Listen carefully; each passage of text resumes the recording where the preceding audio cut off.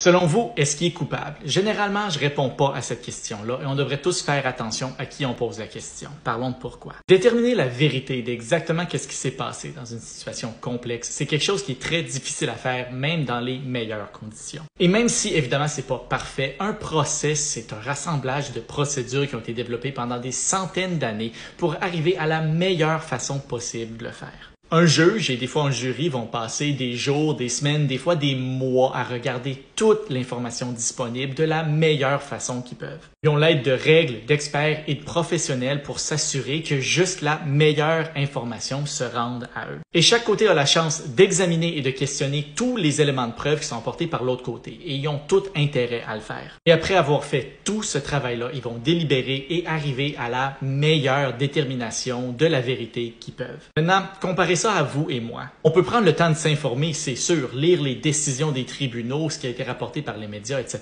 Mais est-ce qu'on a pris des semaines ou des mois à regarder attentivement chaque élément de preuve qui a été présenté au tribunal? À moins d'une situation vraiment très exceptionnelle et particulière, c'est à peu près impossible qu'on ait plus d'informations ou une meilleure compréhension de l'information que le juge et, s'il y en a un, le jury, qui ont bien tout examiné les faits. Alors, si vous me demandez si telle ou telle personne est coupable, selon moi, tout ce que je peux faire, c'est spéculer à base d'une information qui est beaucoup moins bonne, beaucoup moins complète que le juge et peut-être le jury qui ont pris leur décision finale.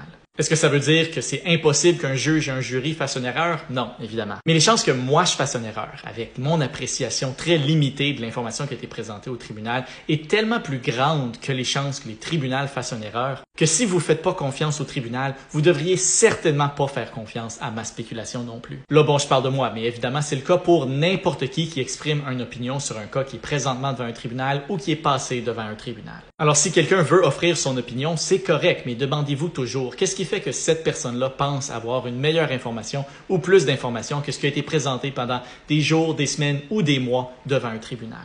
Et prenez la valeur de leur opinion en conséquence.